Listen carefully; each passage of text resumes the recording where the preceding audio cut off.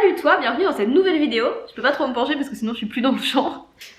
Donc, je disais quoi? Je disais bienvenue dans cette nouvelle vidéo, qui est une vidéo face cam. J'ai décidé de faire plus de vidéos sur les livres parce que j'en ai déjà fait qui n'ont pas tellement plu aux gens, mais qui moi me plaisent. La dernière fois que j'ai fait une vidéo où je parlais de livres, j'étais avec Elisa. Je vous remets son Insta en bas, genre dans la description en fait. Et je vous mets la vidéo quelque part en haut, je sais jamais de quel côté c'est, mais quelque part. Et aujourd'hui, j'ai décidé d'inviter quelqu'un d'autre, qui est Marina. Marina qui est une de mes meilleures amies depuis... La 6e. Depuis longtemps, depuis bah du coup... La 6e. Presque 9 ans. Donc, ce qui est super, c'est que on a des styles de lecture assez différents, comme vous allez voir, parce que dans cette vidéo, j'ai décidé de ne plus présenter que des romans, mais de présenter tout type de littérature. Donc, alors, on va faire comme la vidéo que j'ai sortie en début d'année. Je sais pas si vous l'avez vue. Oui. Si vous l'avez pas vue, allez la voir, en fait. Moi, je l'ai vu. Merde, je suis pas... Et si vous l'avez vue, vous savez qu'on a présenté un peu un par un notre livre, on a expliqué, on a fait le résumé du livre, et on disait pourquoi on conseillait ce livre, pourquoi pour nous ce livre il était bien. Là, on a décidé de faire un... Je sais pas si t'as fait pareil que moi, mais moi, ce que j'ai fait, c'est que j'ai sélectionné les 4 livres que j'ai préféré lire entre janvier et aujourd'hui. Aujourd'hui, on est en avril. Oui, c'est ça, à peu près. Toi aussi, c'est pareil, voilà. Parce que j'en lis en général 4 par mois, donc... En tout cas, c'est que des que j'ai acheté cette année ou que j'ai relu cette année. Parfait. Je te laisse commencer. Ok. À toi, Je vais pas m'avancer à faire les auteurs. T'es pas obligé de les lire, on va les trouver sur internet. Mon premier livre, c'est Spy Family. Est-ce qu'il faut que je l'approche? Je l'approche, regarde, je te le donne dans le mille. Merci. Et c'est vraiment mon coup de cœur de, je dirais, l'année dernière et même l'année d'avant. Parce que j'ai utilisé quasiment tout mon pass culture. J'ai tout pris, toute la série qu'il y avait dès le début, dès que j'ai pu. Et je l'ai trouvée incroyable comme série. Elle est exceptionnelle. Et elle est pas finie, j'espère qu'elle continuera pour toute la vie. Pour toute la vie. Et ça raconte, c'est un peu d'actualité, en plus ça raconte une potentielle guerre qu'il peut avoir entre deux pays qui sont frontaliers. Et On voit pas du tout de quoi tu parles. Il y a par exemple ce personnage qui vient d'un pays qui est censé empêcher la guerre potentielle en éliminant une personne importante du gouvernement du pays voisin, mais qui ne sort jamais, qui ne voit jamais personne. Et son seul moyen de l'atteindre, c'est son fils. Et donc pour ça, il va créer sa famille. Donc lui, c'est un espion. Il va adopter une petite fille qui n'est pas au courant, mais qui a été objet d'expérience. Et du coup, qui a des pouvoirs de télépathe. Qui va intégrer l'école du fils et qui est censé très bien s'entendre avec lui. Sauf que le premier jour, elle lui met une énorme patate dans la tronche. Ce qui va compliquer les rapports, effectivement, son projet. Et il va aussi épouser une jeune femme qui, il n'est pas au courant, est une assassin de renom. Et est extrêmement douée dans ce qu'elle fait. Et totalement naïve dans la vie au premier abord. Donc elle ne se doute de rien, lui il ne se doute de rien. Personne n'est au courant de rien, sauf la petite qui, elle, sait quelle est la vraie intention de son faux père et de sa fausse mère. Et du coup, il doit faire croire à tout le monde que c'est une vraie famille, tout en accomplissant chacun leur mission dans tout ça. Et la petite, son but, c'est de rester avec sa famille et que tout le monde y soit heureux. Oh. Et pour l'instant, il y a 11 tomes de sortie. Ça va. Donc... ça va à rattraper, c'est pas One Piece si on veut commencer. Voilà. Donc, c'est aussi Franchement, ça va. Faut commencer maintenant. Parce que et ça les couvertures continue. sont incroyables et les dessins sont trop beaux. J'adore le style. Voilà. Moi, le premier livre que je vais présenter, c'est un livre qui triche un peu, mais pas vraiment. En fait, c'est un livre que j'ai lu il y a peut-être 10 ans. Dans sa version française. Sauf que là, je l'ai relu en anglais. Donc, c'est comme si... Enfin, en fait, je l'ai un peu relu une deuxième fois et c'est pas les mêmes mots, vu que c'est en anglais. Donc, c'est comme si j'avais lu un nouveau livre, même si je connaissais l'histoire. Il s'agit, en fait, de Harry Potter.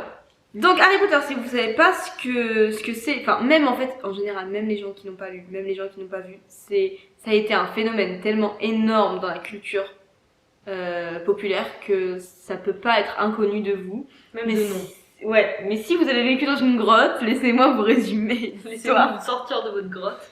En fait, ça parle de Harry Potter, du coup, c'est le personnage principal. Et alors, ses parents, ils ont été tués par un grand méchant. J'ai l'impression que j'explique à un enfant de 5 ans. Par un sorcier redoutable. C'est dur de résumer un livre alors que nous on a lu les 7. Et t'es Ouais. censé résumer que le premier, Juste en là. ne dévoilant rien d'important. C'est dur. Donc ses parents ont été tués par ce sorcier maléfique. Et donc il s'est retrouvé chez son oncle et sa tante, qui ne sont pas sorciers. Et il entre à 11 ans à l'école des sorciers, pour apprendre à devenir un sorcier.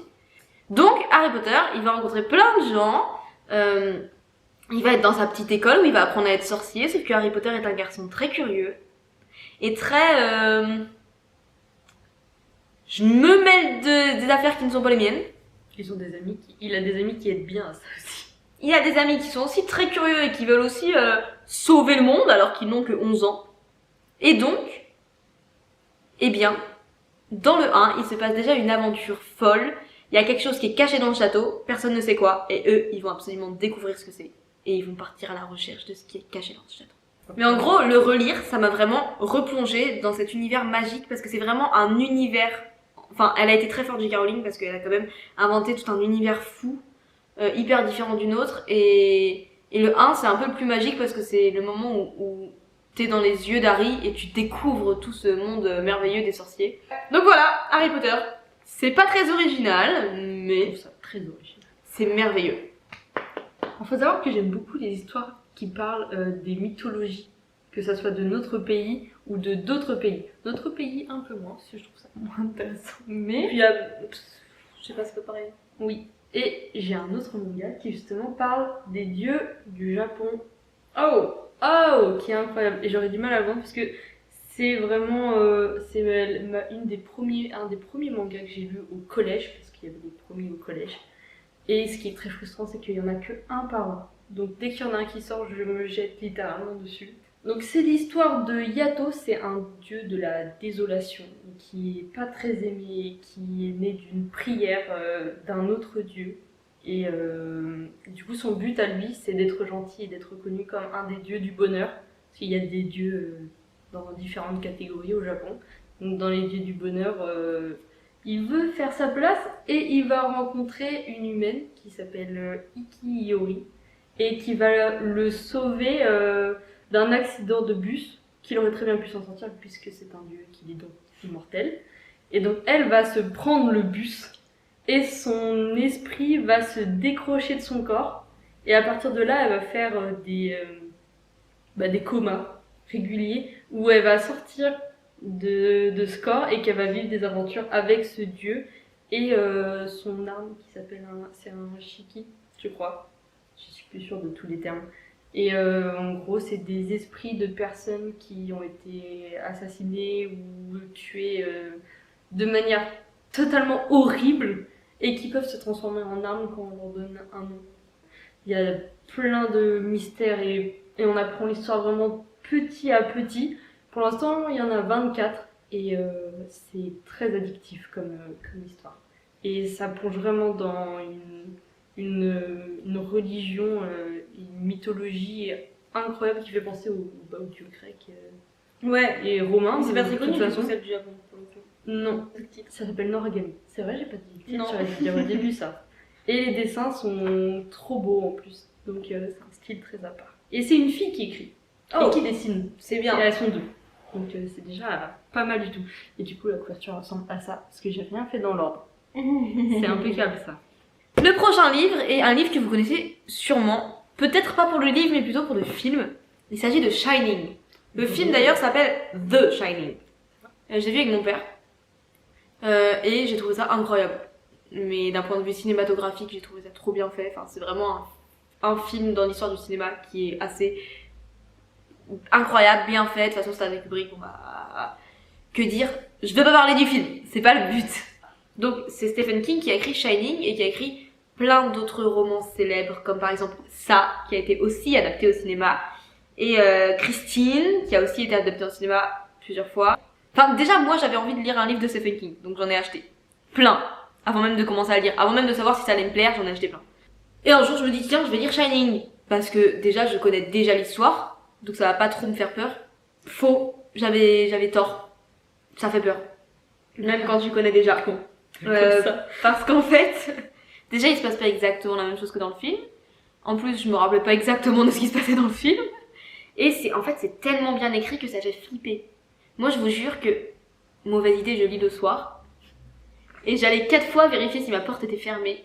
J'étais obligée d'allumer toutes les lumières quand je me déplaçais dans mon couloir. Parce que j'avais trop peur. C'était incroyable, j'avais trop envie de savoir ce qui allait se passer. C'est assez long à lire. Il y a beaucoup de pages. 500 presque 600 pages. Donc c'est quand même assez long à lire. Mais c'est vraiment très sympa. Je vous résume l'histoire si jamais vous n'avez pas vu le film.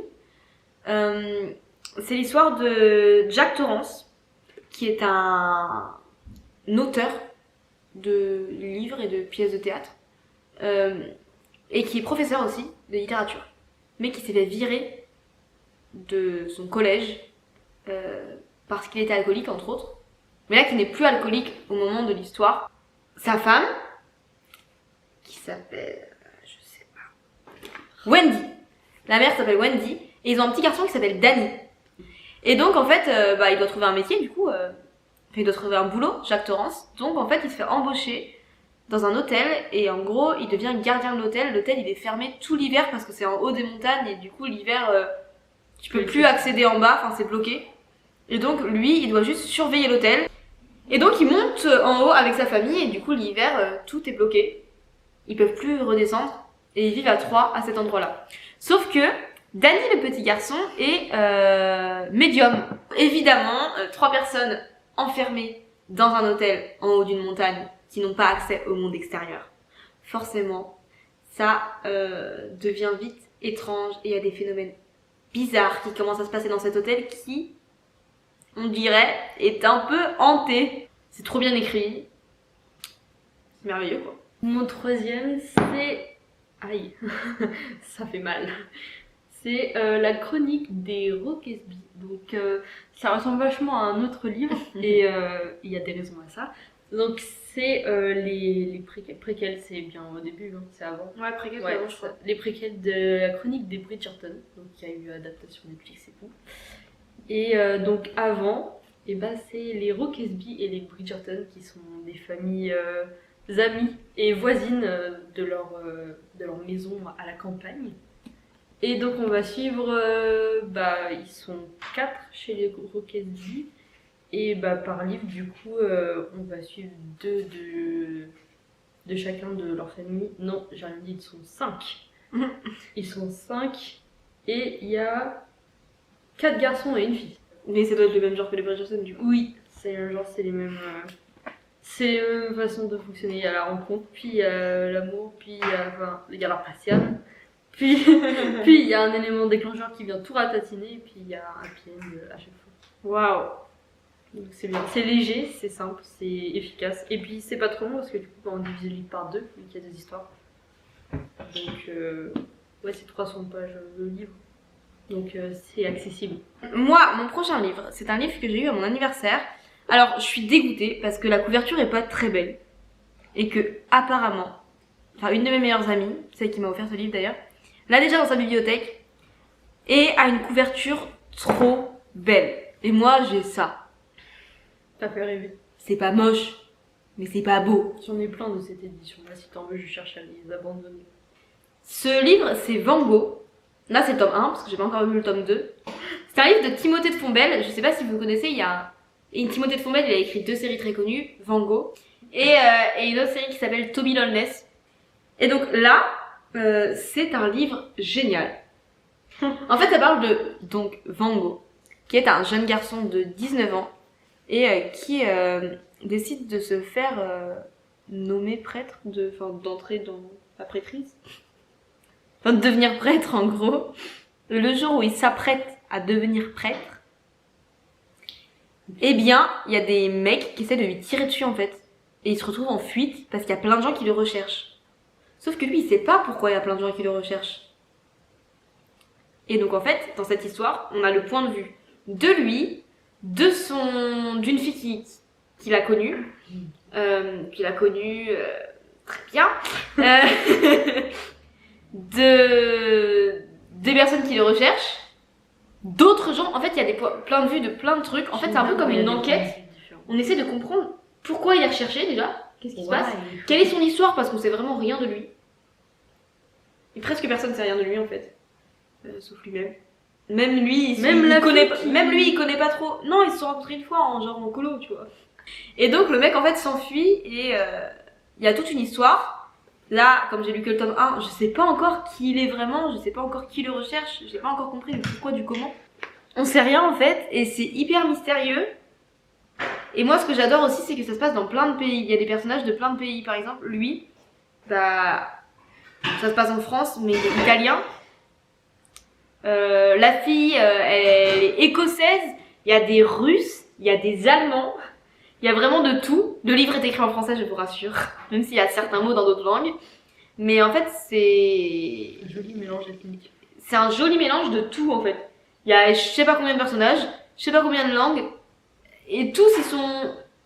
Alors, en fait, à chaque fois que tu crois que t'as compris, il y a un autre personnage qui se rajoute et il y a un autre truc qui fait que... Ah non, en fait, j'ai pas compris. Donc c'est génial, j'ai trop hâte de lire le tome 2 pour comprendre le fin mot de l'histoire. J'étais très frustrée quand j'ai fini le tome 1. Je me suis rendu compte que... Oui, heureusement, parce que j'aime pas trop quand il y a beaucoup trop de tomes.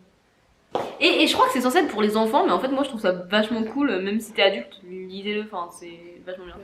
Mon 4e et dernier ouvrage, on peut pas appeler ça une livre, c'était une BD. C'est une BD et les plus anciens la reconnaîtront. C'est Senseiya alias Les Chevaliers du Zodiaque. C'est une réédition, non, c'est une écriture d'une nouvelle aventure. Et c'est des Belges, je crois, qui ont fait la BD. C'est assez fou. Et ce qui est trop bien, c'est que l'auteur original donne son aval pour tous les trucs. Son aval pour toutes les créations qui ont un rapport avec son œuvre originale, donc que ce soit les jeux vidéo, les films, les séries, tous les livres, et il aide les auteurs à se rapprocher au maximum de son univers qu'il a créé de ses mains.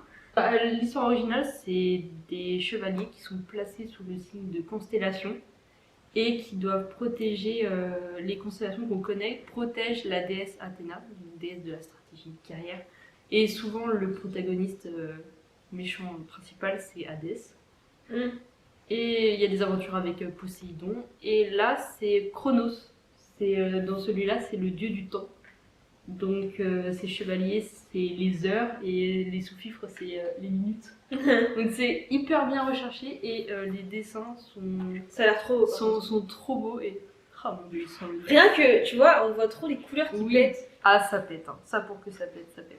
Et ce qui est trop bien aussi, c'est qu'on sait le nombre de tomes qu'il y aura. Parce que là, il y a noté 1 sur 5. Donc il y aura 5 tomes. Et oui, du coup, on disait que c'était un dessin animé. Oui. Et les principaux, c'est 12 chevaliers d'or. Et donc, c'est chevaliers du zodiaque, vraiment. Donc, les 12 signes du zodiaque. Ok. Le dernier livre que j'ai à présenter, ça s'appelle Âge tendre.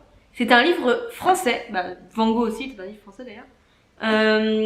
C'est un livre de Clémentine Beauvais. Et ce livre m'a été conseillé par, du coup, Elisa, qui était là dans ma vidéo d'avant. Donc, c'est un livre qui qui se déroule en fait dans une unité de maison de retraite où il y a des gens qui sont atteints de la maladie d'Alzheimer. Moi, ça m'intéresse parce que ma mamie, elle avait la maladie d'Alzheimer, donc c'est un sujet qui m'intéresse depuis que ma mamie a été diagnostiquée, quoi. J'étais très petite, donc depuis presque toute ma vie, finalement. Et en fait, c'est l'histoire d'un garçon qui s'appelle Valentin, qui a 15 ans. Et en fait, c'est une France... cette histoire, elle raconte une France, mais une France pas vraiment comme elle est maintenant. Il y a des éléments qui changent, par exemple, c'est une présidente. Et le service civique est obligatoire entre le collège et le lycée. T'es obligé de faire un service civique et t'es envoyé quelque part, mais t'as rien demandé, quoi. Voilà, donc c'est obligatoire. Et ce garçon, qui de base habite dans le sud de la France, se retrouve envoyé, du coup, dans une maison de retraite dans le Pas-de-Calais, dans le Nord Pas-de-Calais. tout ce livre, c'est un peu son journal de bord de toute son expérience d'1 an de service civique dans cette unité Alzheimer qui est assez spéciale parce qu'en fait c'est une unité où sont recréés les éléments de la jeunesse des patients. Comme ils ont Alzheimer, ils perdent un peu la mémoire, mais il y a des trucs de leur jeunesse dont ils se rappellent un peu.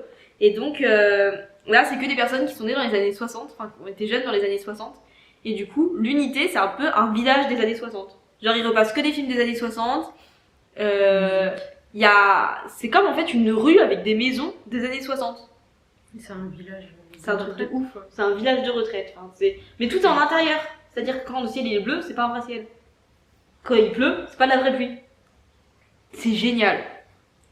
On peut se poser des questions quant à si c'est bien ou pas de les laisser dans une sorte de fausse vérité. Mais en même temps, ils sont déjà malades, alors autant les rendre heureux, quoi. Bon. Et moi, j'ai beaucoup aimé ce livre, car déjà, Valentin est une personne assez... qui je pense, possède quelques caractéristiques du trouble autistique. C'est pas précisé. Mais j'ai l'impression, parce qu'il parle quand même d'une manière assez originale, il connaît beaucoup de choses, il a du mal avec les relations avec les autres, il fait des tournures de phrases qui sont pas des tournures de phrases d'un adolescent de 15 ans, il fait des tournures de phrases qui sont des tournures de phrases d'un roman de Jane Austen, quoi. Donc vraiment, pas normal, quoi. Et il peut pas, par exemple, il me dit ça va, il peut pas répondre à une question genre oui, il est obligé de dire ça va, ou alors tu vas bien, je vais bien, tu vois, genre enfin, on voit qu'il est un peu c'est carré. C'est carré, voilà, c'est ça exactement. Tout est formaté, il a besoin de choses pour réussir à survivre au monde extérieur en quelque sorte. Et du coup, c'est assez touchant. Et c'est même plutôt drôle la façon dont il écrit, parce que des fois tu te dis waouh, mais dès 15 ans ça écrit pas comme ça, enfin c'est ultra drôle. Et moi j'ai bien aimé ce livre aussi parce que j'ai trouvé que le sujet de la maladie d'Alzheimer était assez bien traité. Je peux pas trop faire de lien avec ma grand-mère parce que ma grand-mère elle était vraiment à un stade où elle pouvait plus parler, elle pouvait plus rien faire, elle avait complètement oublié comment tout faire dans la vie. Mais là effectivement, je peux quand même me mettre en relation avec des patients qui étaient avec ma grand-mère, et c'est vrai que il y a des phrases que les patients dans ce livre disent ou des choses qu'ils font qui sont assez touchantes parce que c'est assez bien documenté et assez réaliste. Donc voilà, c'est un livre plutôt touchant. On peut pleurer. Je sais plus si j'ai pleuré ou pas, mais si je l'ai pas fait, j'aurais dû. C'est un livre sur l'amitié. C'est un livre sur le partage entre les générations. Ça, je pense que c'est quelque chose de hyper important quand même. Et c'est un livre aussi un peu sur Françoise Hardy, si je peux le dire. Françoise Hardy est beaucoup évoqué dans ce livre parce qu'en fait, il se trouve que Valentin, à force d'être dans un endroit des années 60, développe une véritable passion pour les années 60. Et devient fanatique des années 60 et de Françoise Hardy. Donc si vous aimez les années 60, si vous êtes touché par le sujet de la maladie d'Alzheimer, mais pas forcément, si vous aimez bien juste, comme je disais, le partage entre générations, si vous aimez bien les petits vieux. Un petit livre léger. Un petit livre léger, mais quand même assez touchant. Et assez drôle quand même. Et rapide à lire. Et facile à lire. Je vous conseille ça. C'est cool. Et français aussi. C'est un livre français. Voilà. J'espère qu'en fait vous avez été inspirés. Je suis contente parce qu'on n'a pas eu que des romans. Donc là, vous pouvez... on se rend compte à quel point la littérature, c'est quand même hyper diversifié. C'est pas parce que t'aimes pas les romans que tu n'aimes pas lire. Si vous avez d'autres idées de vidéos sur les livres qu'on pourrait faire, mais qu'on ne fait pas encore, dites-nous. Si vous avez d'autres idées de personnes que je pourrais inviter sur ce canapé très confortable, c'est vrai qu'il est confortable, dites-moi. Et puis, écoutez, bisous. J'ai fait un peu comme c'est l'avion.